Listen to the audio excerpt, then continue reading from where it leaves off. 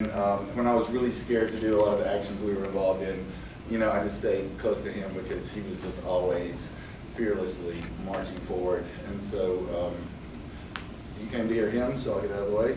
Okay. Thanks, Joe. Well, yeah, do you guys mind doing me a favor and bringing it in a little bit, especially like at least those last two rows there? So we just came from New Orleans this morning, and it's been a bit of a drive, but the reason we're here is because someone else does most of the driving. So before we start, please give a round of applause to my girlfriend Macy, the most beautiful and brave woman. The guy with the beard right here. And for those of you who don't know about my story, I'm wearing this shirt today in honor of Jeff for making this possible and giving us a reason to come out to Birmingham. And it's really funny that you introduced me that way because I know your story in the Marines, and I know that you enlisted at relatively old compared to, you were one of the older guys. You were 34 when you enlisted? Yeah. You had to get a waiver at 34. You have to get permission to join the Marines. And you were always the leader in your unit, and the guy that was you were the guide in boot camp. And for those of you who don't know, when you go to boot camp for the Marines, you have squad leaders, and then you have a guide who's like the leader of the squad leaders, who's the head recruit in the platoon, right? You were the guide for all of boot camp. And how fucking tall are you? 6'5". 6'5". I mean, this is like the mold of the Marine that they're looking for, right? Except that he's gay. Which was a wonderful part of his activism coming out afterwards. But I know what it's like to be that guy, and everything you said about me just then is like what I appreciated about you and your story in the Marines. And I thought that even in activism, when we first got involved with Iraq Veterans Against the War, I mean, for me, I got out in late 2006, we got involved early 2007, and the war in Iraq was still kind of a big deal. I guess it's making a comeback these days. You check the polling, but we were facing death threats. We got since then, even in all the civil disobedience, all the other activism I've done, I've never got the kind of angst that we did. Not from the Republican Party, even as an anti-war veteran trying to run in their party. Except from the cops, with things like body slamming and roughing me up in various ways. No, I've never experienced the kind of widespread angst because we were directly challenging such an important part of the paradigm for people. If we don't go to Iraq, if we don't support the troops, we're not good people, we're not secure, we're not safe, we're not doing our part, like all of that. And on top of that, he had just come out. I forget the exact process, but coming out was a big part of getting out of the Marines. And On CNN, I just came out of the closet on CNN, and they had to throw me out because the policy was the wrong way. Yeah, and it was not just, by the way, I'm anti-war. It was all of that at the same time. And even more than me, like I eased into it by comparison. You just were just like, nope. This is how Marines do it. That's the way we do it in Alabama. Someone asked me in an interview just the other day in Bryan, Texas, what the best part of getting to meet other famous people were, and like who are the people that I met that were the coolest, and wanted me to drop a bunch of names. And I'm going to drop one only as a means to explain this. But when I was on the Joe Rogan podcast, he said that the coolest part about being famous was getting to hang out with other famous people. And I was like, yeah, but you hang out with people who are famous for bullshit reasons. And what I get to do and what I've gotten to realize in this tour, and we're on the American Campfire Freedom Tour right now. For those of you who don't know, we're on the road for about 170 days with about 120 events. And we're planning things and filling things in as we go. Is anybody going to Pork Fest in June? Anybody making up to New Hampshire?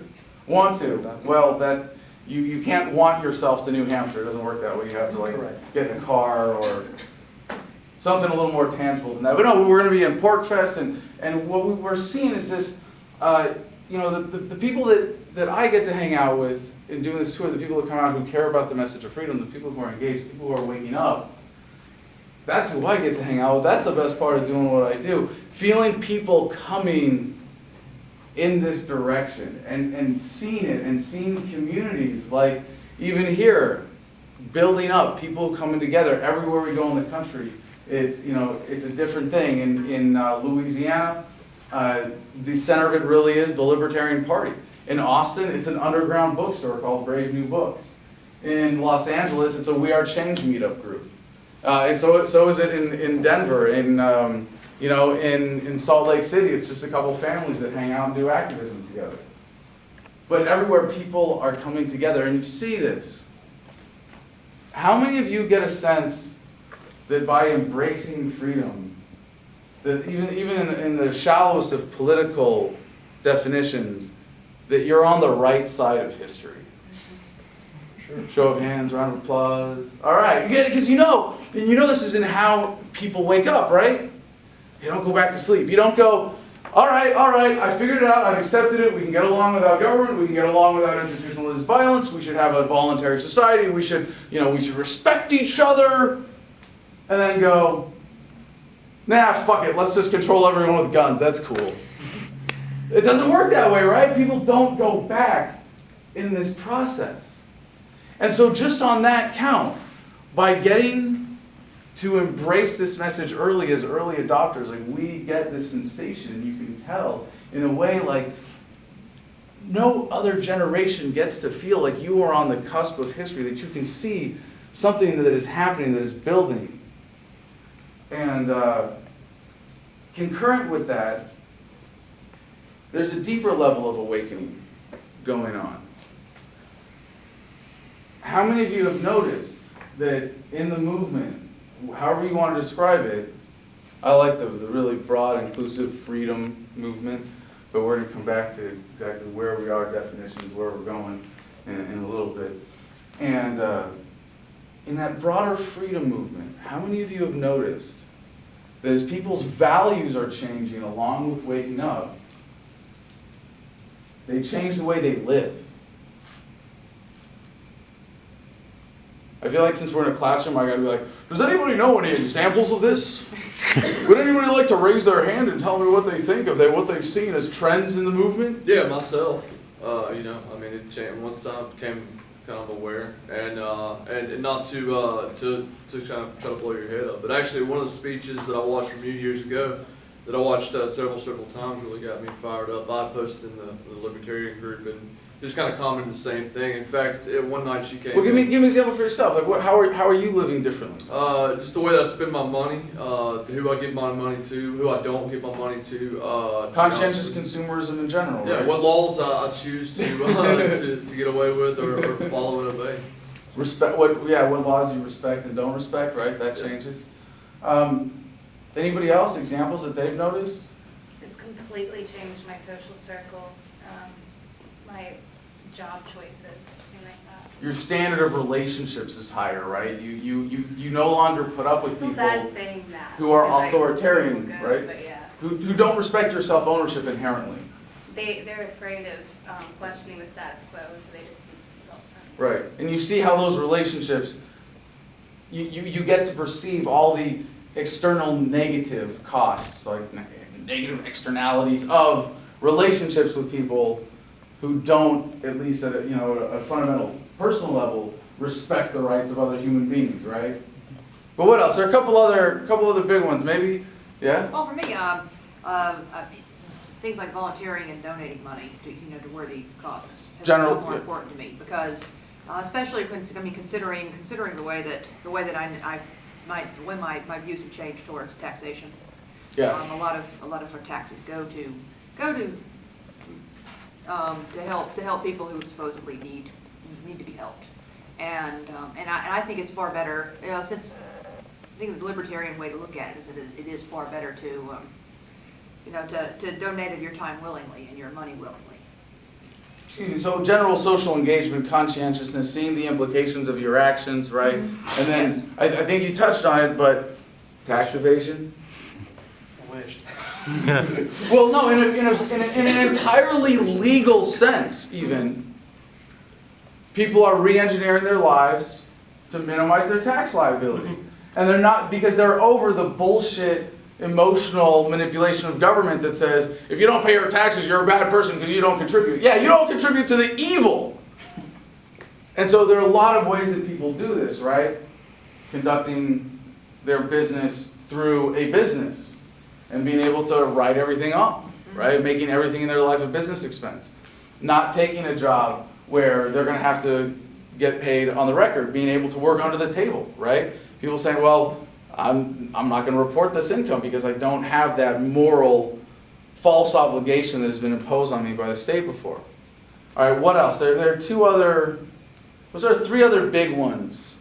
I started a podcast after finding you and Mark and Rose. Okay, that's kind of in social engagement in a bigger sense, but categorically, three different things. Maybe I'm happier too. Hey! Way happier than I've ever been in my entire life. How about that? About 2 years now. Yes, but what you realize is that, and the happiness thing, that's a very perfectly simple way of reducing it. And it might not be helpful, right? But there really is, you see it, it's not just... It's helpful. It's helpful for sure. Okay, well, it's not just that you got this. It wasn't like some happy accident for you. What a great unintentional double entendre there. It wasn't just a happy accident for you. It was what a happy accident that double entendre was. No? All right. It's free, you know? But you see that everybody is experiencing this on some level. And it's a deepening of spiritual awareness. In the last 6 months, I finally actually got into yoga consistently. I was expecting a hand for that. Maybe not in this part of the country. No. I mean a hand for someone would say, yeah, I do yoga. Give me a round of applause. No. I was like, come on. But someone was going to say that they've noticed more people doing yoga or meditation or things like that. And I don't know, I kind of got in trouble last night. Macy, remember at the bar in Louisiana? Somehow they found us the only bar in New Orleans that you're not allowed to curse at. Wow. And so, yeah, what the fuck is that? I don't think that's the reason. Well, it was a restaurant, bar, bakery, but outdoor thing, libertarian party. I'm giving a normal speech, talking like a normal human being. Show your But- boobs, but don't cuss. What's that? Show your boobs, but don't cuss. Right, basically, yeah. No, but it wasn't in the French Quarter. And funny thing is, the dog we're traveling with, my dog Baloo, who happens to also be a victim of police brutality when my home was raided in Virginia, the cops threw a flashbang grenade in and it went off right under his butt. Which probably saved his life. Because then he ran upstairs and was freaked out as opposed to, continuing to go for the door and defending his turf, because that's when dogs get shot, right? He was tied up in front, in the middle of the stage last night, the stage area, and took a giant shit right in front of everybody before we even got started. I was just like, oh, well, that's a great pre-show. Maybe since he can't talk, that's his only commentary on the police state that he's capable of. But halfway through, or towards the end of the speech, the owner came out and was like, "This is I don't want to get into the story. It was really awkward and ugly." And I'm like, this is a bar in New Orleans, right? You're okay. So we just respected it and moved on. But there was another reason, and I don't know what's the status of marijuana legalization here? Yeah, It's It's not even up for debate. You're like, okay, all right. Yeah. Here at UAB, they're working on a cannabis oil. Okay. There were 6 people in the trial, though. It's not Yeah, so okay. Well then I think what I really got in trouble for was talking about acid. But let's talk about marijuana first. We'll ease our way in, right? Marijuana is a great gateway drug. Yes, it's a gateway to freedom, because you cannot smoke pot and not realize that the government is totally full of shit. And that's why they have to keep it illegal now, right? I mean, we're experiencing the beginning, maybe we're at the beginning of the middle of the end of the drug war in America. How exciting is that? Start of the end. I don't care what your issue is, this touches everything. If you care about law enforcement, if you care about civil rights, if you care about government spending, if you care about justice, if you care about health freedom, and it's such a major chunk of the government racket falling away. It really is beautiful to watch. But there's also something deeper going on as well, because it's a gateway to freedom when someone goes, wait a second, pot shouldn't be legal because it's safer than alcohol. Pot shouldn't be legal because it's really something that has medical benefit, or pot shouldn't be legal, shouldn't be illegal because it's just a plant. No, pot shouldn't be illegal because I have the right to put whatever the fuck I want in my own body. And people are starting to realize that, and they're waking up in a way like never before. And if they make marijuana illegal, sort of illegal, right, just a little bit illegal. I mean, even in Alabama, right? What's minimum punishment? You're caught with a dirty pipe or a roach or Jail time. You do time for that here? Minimum. Really? Yeah, Okay. it's A lot of Well, private if you get prisons caught- in Alabama. If you get caught, what's that? A lot of private prisons in Private Alabama. prisons, yeah. Well, what they told me in Louisiana was that marijuana is very illegal, but generally cops don't enforce it. But somehow the jails are full of black people. So marijuana is effectively decriminalized if you're white. And you don't have to worry about getting harassed at this point. Speaking of being banned, shameless plug for the reason you're all here, the book Freedom was recently endorsed by the United States Department of Justice in American prisons. And so we take that as, when they say it's a threat to the good security and discipline of the institution, say yes, that's certainly an endorsement. There really is a broader awakening going on around marijuana. And Bob Marley said that when you smoke, it reveals you to yourself. And that's really an important part of this idea of happiness and the self-awareness and the true freedom that you get from what I'm about to describe is really the important thing, whether it's meditation or acid or other psychedelics or a float tank, or I used to go running, and that was running barefoot down the streets in Santa Monica. That was my meditation. Doing yoga, and I'll just say for those disclaimer for any minors who might be in the room, I don't know, but if you understand what these tools are to expand your mind, to experiment, to take charge of your consciousness and the potential that they have, you at least owe it to yourself to do the research.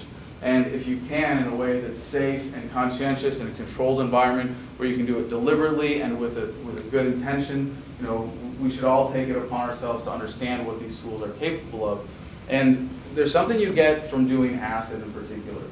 It's a chemical substitute for a natural process that you can get from meditation, you can get it from yoga, you can get it from anything else.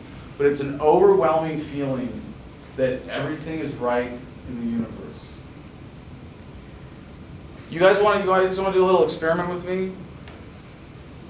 You want to feel more free in 30 seconds? Okay. All right. You just have to trust me on this. I'm going to ask you in a second to close your eyes. I'm going to just say one sentence. And I want you to take a deep breath and just consider that thing in your mind and then take one deep breath and then open your eyes. Are you ready? Close your eyes. Everything is right in the universe. Breathe in, breathe out.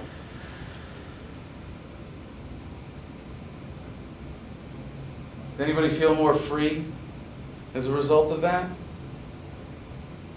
Just a little bit. Just understand this. I'm going to explain why.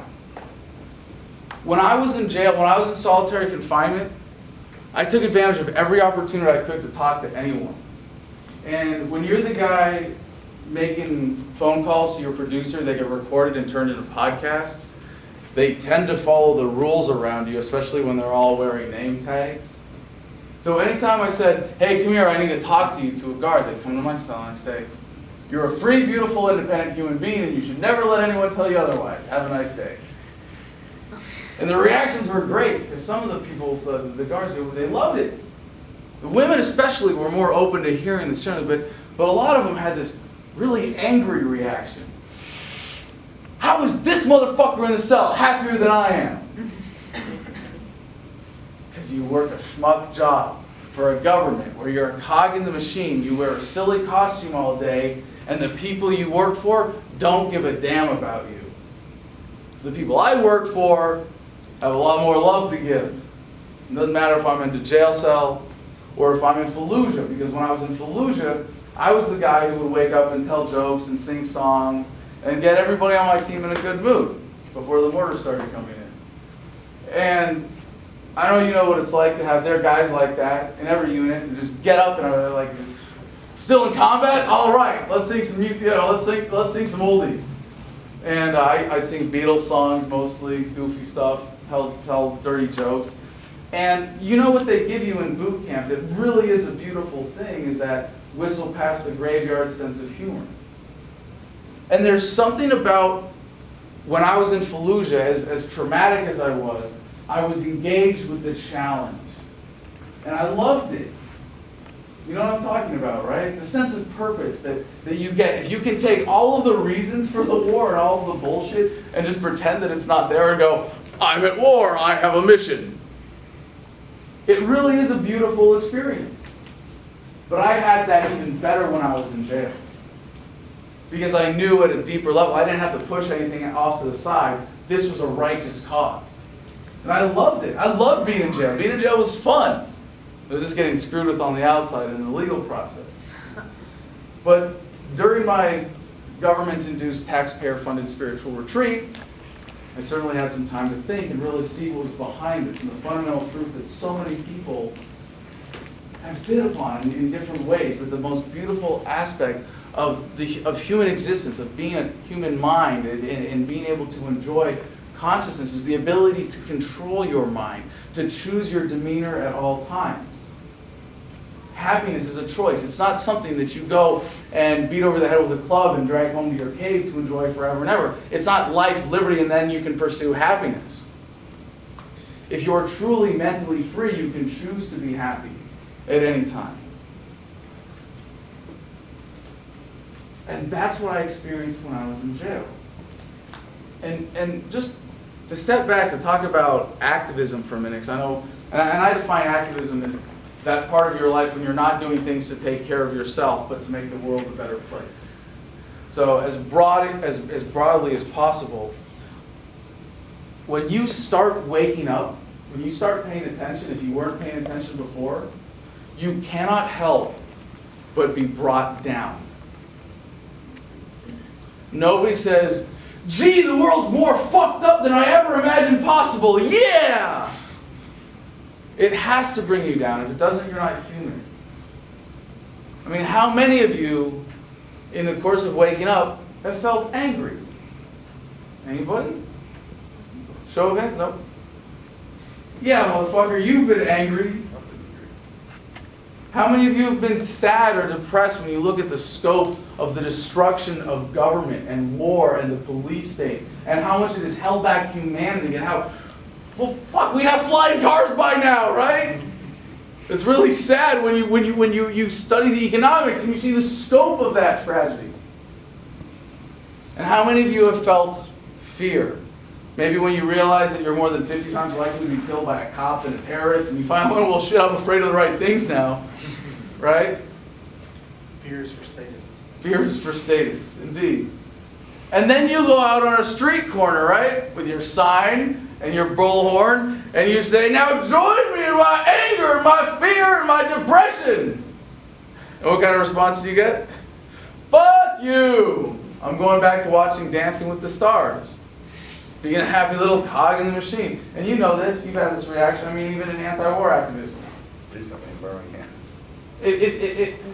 How did we get people engaged in the anti-war movement? It wasn't, I mean, there were people who responded to, people are dying, so you have an obligation, so you better step up or you're a bad person. But that's not nearly as effective as, hey, we're justice warriors. We are, and all the lefties, social justice warriors. But no, we are righteous people doing something beautiful that we find satisfaction. We have a good time doing it. We have a community. That's what brought people in. That's what, made IVAW what it was. It wasn't like, this moral, duty. It seemed like, in a way, we had moved past that. At least, that was so much more effective in anti-war activism than the negative emotional, you better do this. You better feel this way. If we don't storm the barricades with pitchforks, it's 1,000 years of darkness. You ever get the feeling that activists, media producers, are trying to manipulate you the same way as government is? Because we talk about propaganda pretty openly, right? The government wants you to be afraid, they want you to be angry, they want you to fear outsiders, they want you to feel dependent, they want you to be beaten down and insecure. But we don't talk about the flip side of this. What does it mean to be impervious to that kind of emotional manipulation, that kind of external control, to be truly free, to respect your own? When we talk about this externally, in terms of defining freedom as an absence of coercion. But we know it's more than that, right? The way that we want to relate to each other, or we want people to relate to each other in nonviolence and voluntarism, why don't we do that to ourselves? And you see how much you've been conditioned, and again, the self-awareness leads to happiness, because you can free yourself of all of these things. Exactly. Whether it's your parents, who generally are the ones that have the most significant impact on your authoritarian voices in your head, that disrespect your own will, that beat you down, that talk down to yourself, teachers, principals, the authority figures that you experience as a child. And then government itself is almost a tertiary concern in terms of how we keep ourselves unfree by not respecting our own will. And when you get this, when you really get this, and you can start to try to live it, you can be happy when you literally have a boot heel on your neck and you look up at that guy and you can smile and you can say, there's no hatred, there's no anger, there's no resentment. Maybe a little pity, sympathy. You want to empathize then and understand and appreciate the beautiful opportunity that you have to interact with someone that you can raise up, that you can lift up, that you can help. You think the cop who beats up protesters is a well-adjusted human being who goes home to a happy, loving household? Hell no. You think the politicians who lie through their teeth every day don't know what they're doing? Like, you really think that that makes them happy? That they're really going home every night with an inherent sense of self-satisfaction of what they accomplished that day lying to their constituents? You think the bankers, George Carlin said something along the lines of trying to make yourself happy with money is like trying to satisfy your hunger by taping sandwiches to your body. By the way, it's been pretty well demonstrated by psychological studies. Money can buy happiness, but only if you spend it on other people. They're not happy. And those are the people that ultimately need this the most. But we all buy in. We all submit. John Lennon, what was the John Lennon quote, Macy? If they poke at you, if they fight you, you have to smile, you have to resist. They'll flick your beard, they'll pinch your nose. But if you respond with laughter and humor, they can't deal with that. They have no idea what to do. Because someone who has that freedom, who is able to live with that awareness that everything is right in the universe, who accepts themselves and the human condition on that level, that person is free and cannot be manipulated by fear or anger or depression or any other threats from government. That's why acid's really illegal. That's the feeling though. That's what it takes to be really free. And that's the gift of this. The best feedback I got on this book was a woman who was an activist who said, "Fuck you, Adam. I'm not angry anymore, and now I can't do what I was doing because it was just motivated by my anger." I'm like, yes! Well, now you have to find something better. Now you have to find something that's motivated by love, because that's why we do this. That's why we engage. That's what activism is. And it's a self-love. It's ultimately rational self-interest. I don't believe in altruism, because it's far more intellectually consistent to say, someone like me, I'm the greediest motherfucker on this planet. I don't want to sit on a pile of money to take care of myself and my family. Everybody wants that. That's pretty petty if you think about it. What do I want? I want to bend the world to this vision. I want everybody to have this. I don't want to just be free for myself. I want to live in a world where everybody gets this. And it's happening. And you feel this. And I know I'm just putting my finger on something that a lot of people in this room have already understood. And hopefully by clarifying it as such, you'll find it empowering and deepening your understanding and starting a way of exploring these ideas for yourself. If you look at the forces driving this process, when you understand that government is institutionalized violence, the institutionalization of all of our worst desires to control and dominate and manipulate other human beings by force, and that we are living in the most peaceful times in human history. What a beautiful thing to step back and celebrate. You are less likely today than ever before to be subject to violence at the hands of another human being. The amount of control you may use as an argument against this about government is simply a process of the bureaucratic momentum of governments as they come to an end. As the possibilities for them to separate an enforcement class of trigger pullers, whether they're cops or soldiers, who are willing to do their bidding because they've been convinced that they're somehow separate and distinct from the rest of humanity or in a different class. That's going away. And I say this as a participant in the global war on terror, as horrific as it has been, as much as I tortured people when I was in Fallujah, now I can say, I'm actually very encouraged by the fact that the best they can come up with is the boogeyman of terrorism.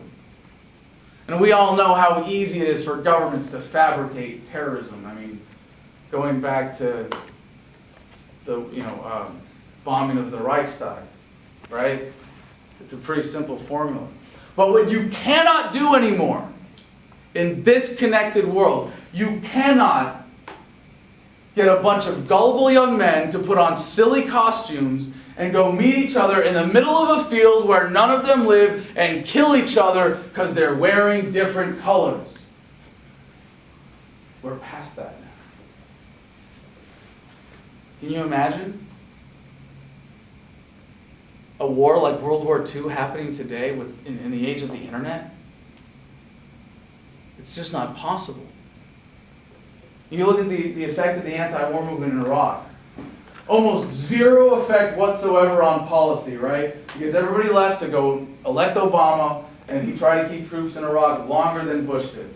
He had a surge in Afghanistan, right? But when he tried to get boots on the ground in Syria, what happened? It was the troops who started doing the silly placards on Facebook and Twitter, I didn't enlist to fight for Al-Qaeda in Syria. It's like, you figure that shit out, and it doesn't add up anymore. How long have they been trying to get a war going with Iran? When a soldier in America being asked to go kill strangers on the other side of the world can contact them on Skype, they know that war will never happen. Not without some major fluke. And there's a caveat to what I'm about to say. If we all blow each other up with nukes first, we might not make it to a free society. If a comet hits the earth and kills us all, it might not happen. But it is in the nature of life itself to seek harmony. It is in our DNA. Single-celled organisms are being out by multi-celled organisms. Human beings who meet each other with love and cooperation out-thrive those who meet each other with violence. And all of the forces that are driving this decline in violence, I've been challenging people to prove me wrong. They're all increasing exponentially.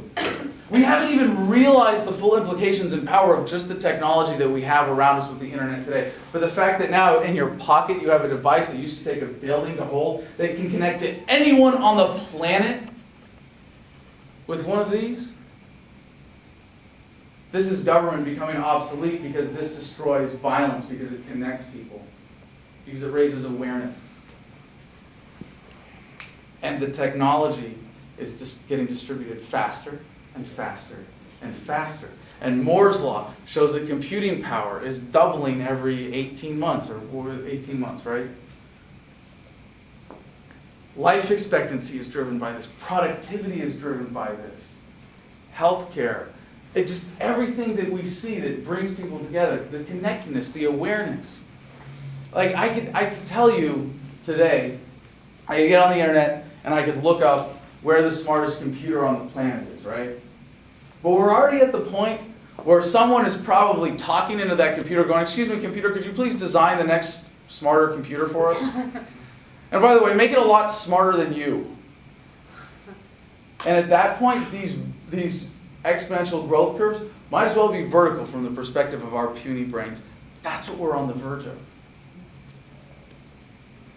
That's what we get to experience by being alive right now in this point in history. And by the way, you might disagree with my timeline of government becoming obsolete, of people waking up, but when we get to the critical mass, to use the political process to simply localize government down to the individual eventually, take governments apart from the top down.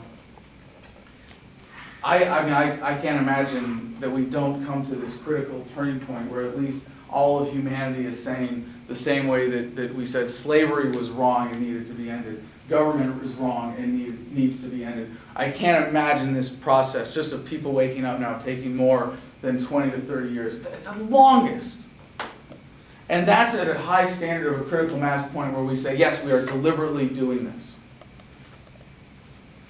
And if you're young, and here's the cool thing, if you're young and healthy today, I guarantee you're going to live to see this, even if I'm totally wrong. Because we've already reached longevity escape velocity, as Dr. Aubrey de Grey calls it. Anybody familiar with this concept? Can you say it again? Longevity escape velocity. Once life expectancy is going up by 1 year per year, no one dies of old age anymore unless they choose to. Is that feeling that sink in? Doing the math on that for yourself right now? Yeah. Yeah. When you get it, most people can hear that. I bet people in this room will hear that and can go, yeah, that adds up, doesn't it? By the time anybody here gets to be 100, all the diseases that 100-year-olds die of will have been cured, and by the time you get to 200, and by the time you get to 300.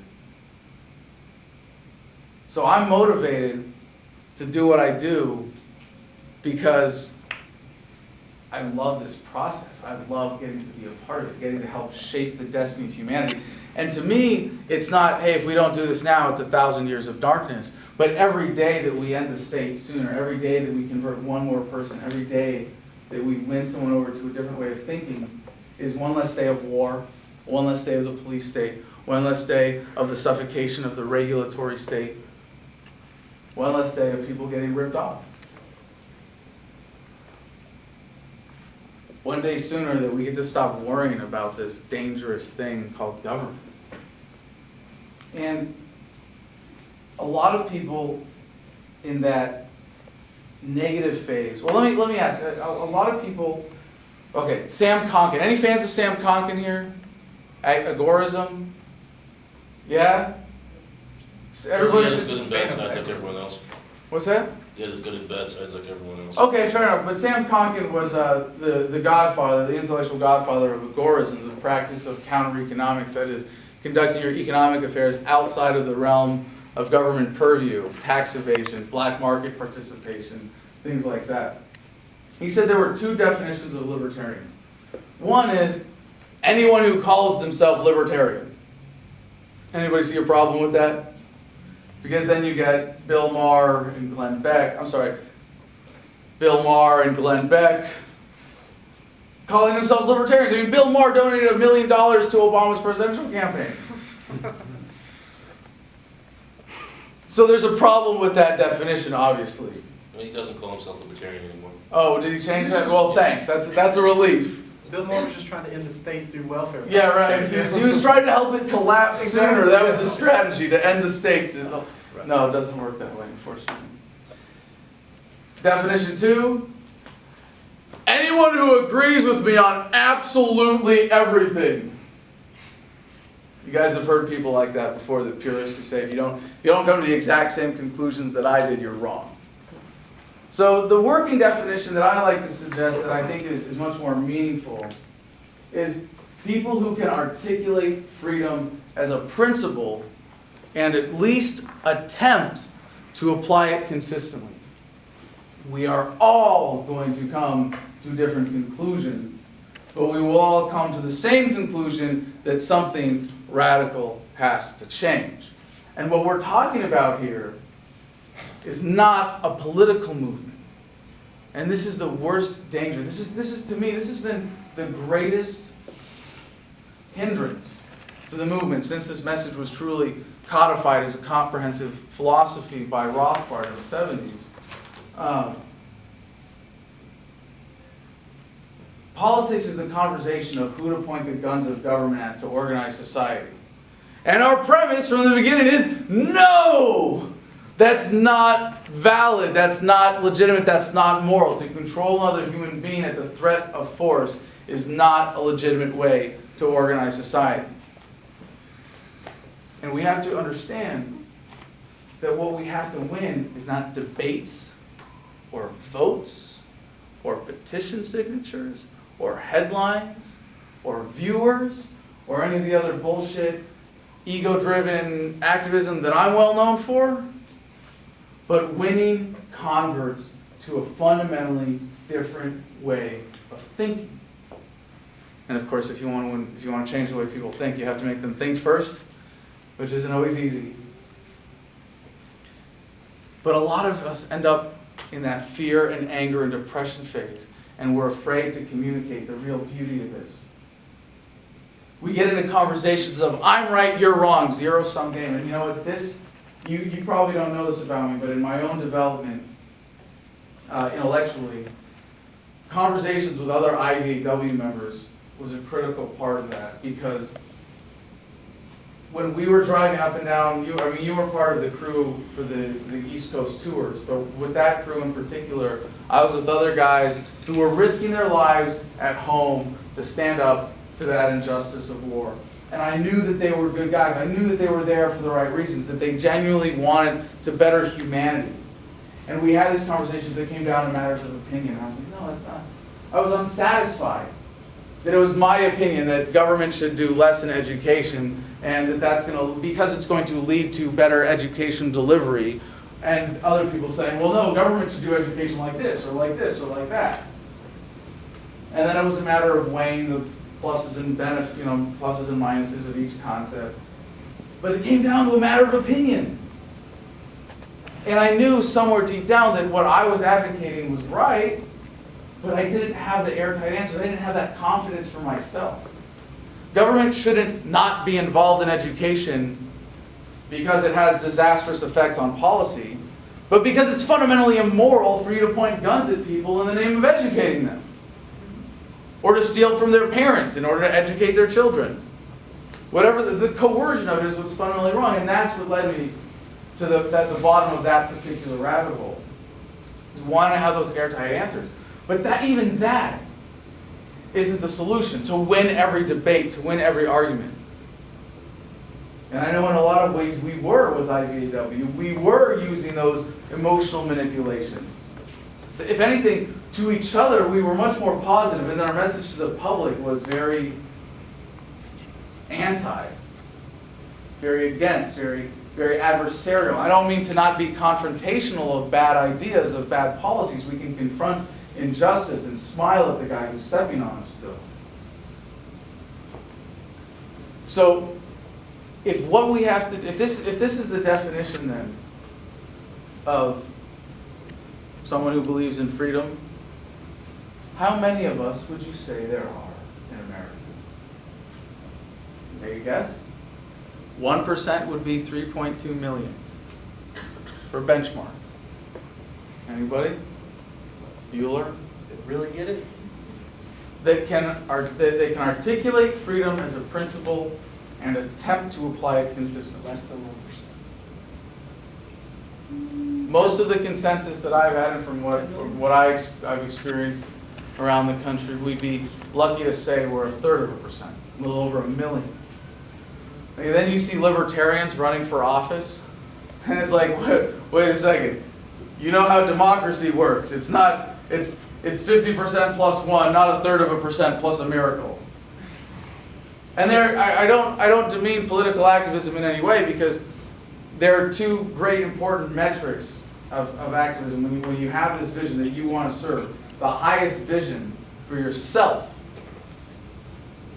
reducing coercion in society in any form, increasing the material of freedom itself.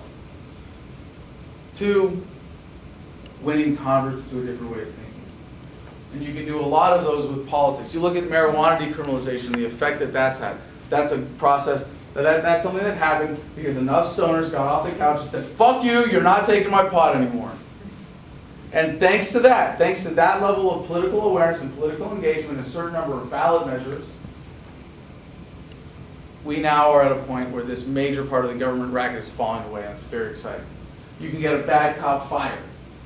You can help people interact with the police state. You can convince one person not to enlist in the military. But what it really takes ultimately is winning converts. And there's a temptation when you get sucked into the politics, and you first realize, by the way, even in Birmingham, it's cool to have this many people in a room who want to hear this message. Because now, like, we're at a point of critical mass where when people wake up, they don't feel alone. And you know this from being in the military, there's a point where you're like, am I the only one? Am I the only one thinking this way?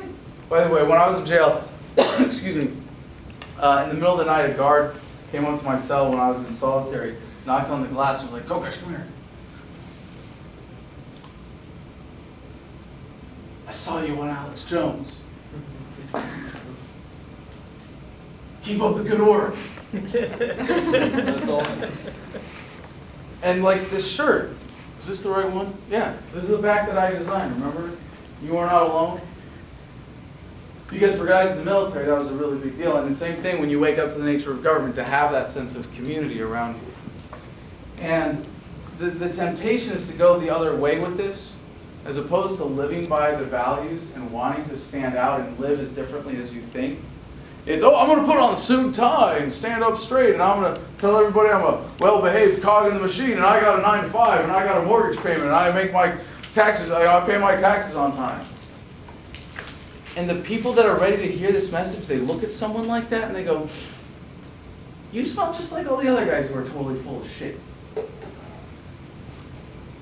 And when you go into these conversations, when you try to wake someone up, I know people here have had this experience, and you say, I'm right, you're wrong, let me prove it to you. No, I can prove it to you, you're wrong. You're pushing them away. But when you say, hey, we've got this beautiful philosophy that could make the world better for everyone, that has empowered me to be better, that has made me happier, that has made my life better, and you can share that, that's what people want to be a part of. That's what really wakes people up.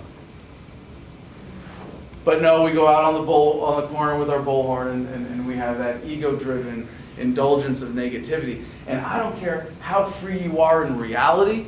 You might have your 40 acres in Arizona and not even have to pay property taxes, and you've got your homestead and you don't pay any taxes, and you don't interact with any corporations that you don't like that are sponsored by government. You don't have anything to do with that. You never get parking tickets. You don't drive on government roads. If you sit behind your computer all day, every day, and look at how fucked up the world is, and you yell at it because you're angry, guess what? You're not free. If you're angry, they win, you lose.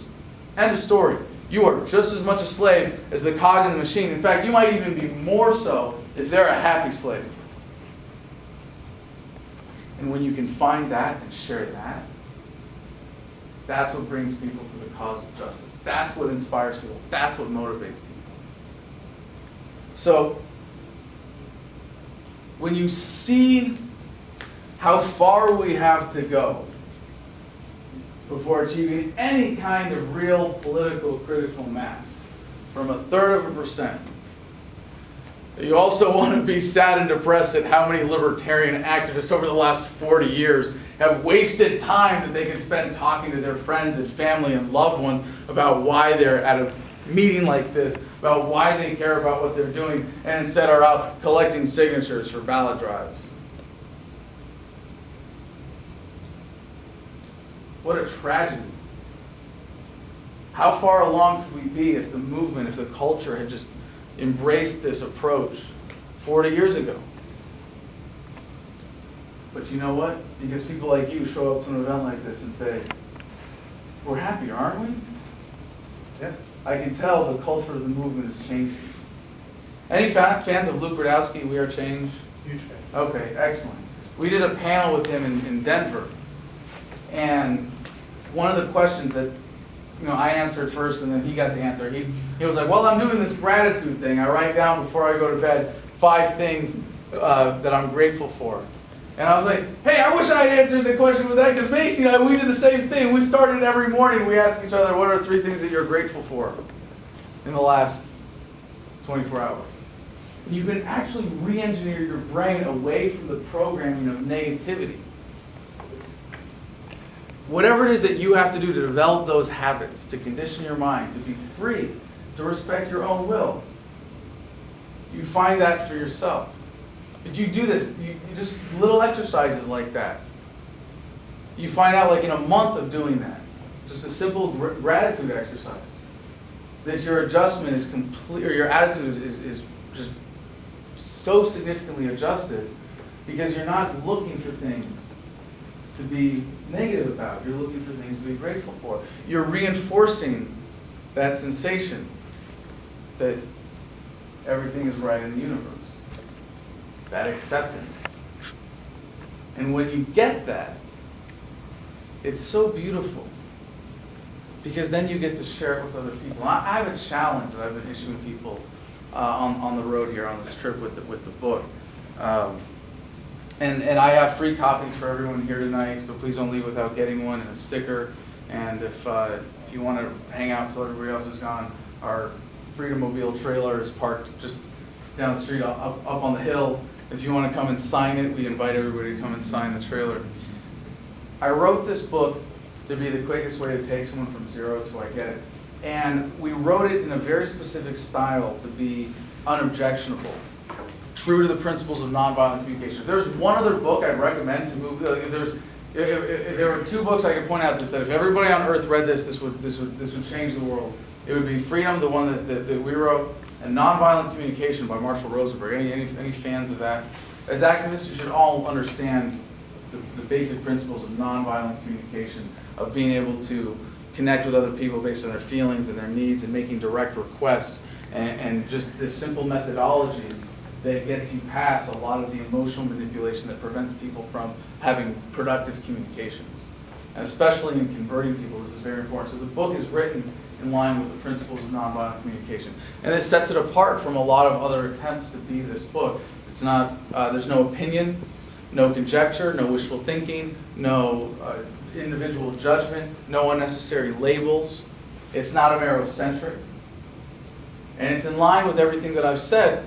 And there were a couple of things in there that, well, most of it is really just taking the entire message of freedom and put it in the most digestible format with these principles, being able to do a survey of the literature of our movement and say, this hasn't been done, this needs to exist. This is the book I wish someone handed me in high school because I wouldn't have enlisted in the Marines if they did.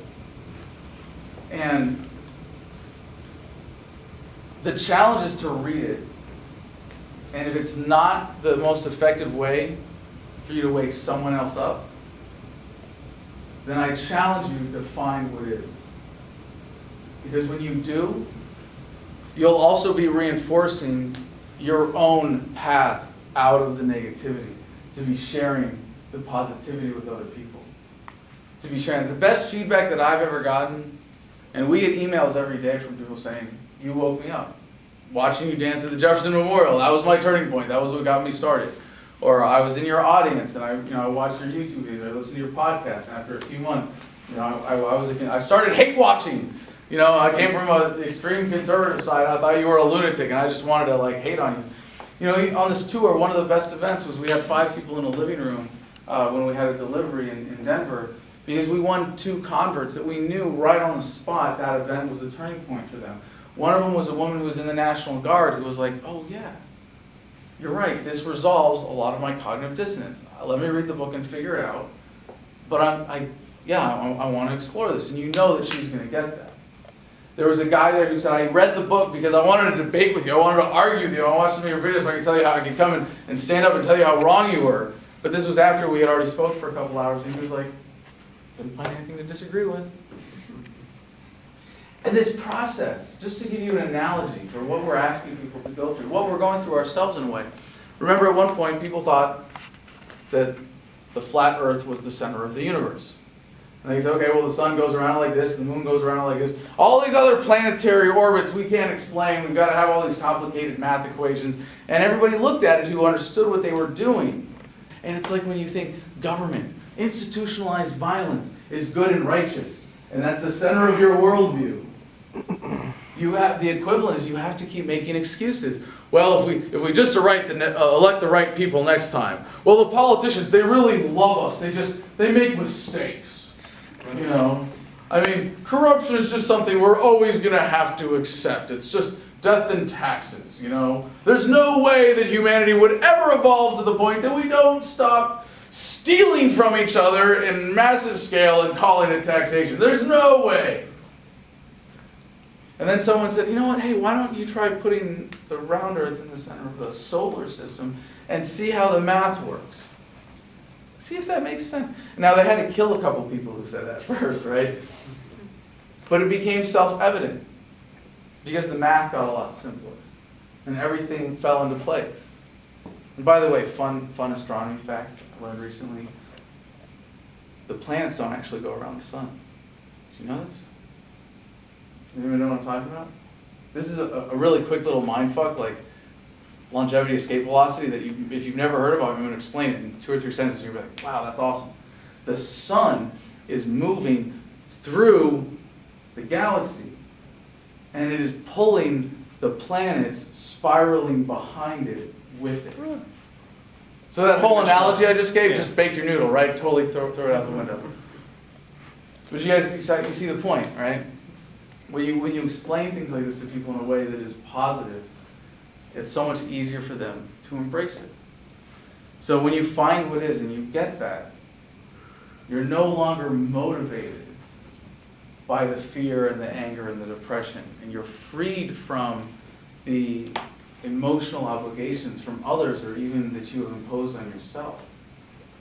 And it's a beautiful thing that happens then, because you no longer have to do anything. There's no moral responsibility, there's no guilt, there's no shame, there's no inadequacy when you really accept that everything is right in the universe. You don't have to do anything. You get to participate in this beautiful phase of human evolution that we all are all about to experience together. We have the opportunity in this to shape our destiny. And it's an honor to be doing it with people like you. So thank you for your time and attention tonight.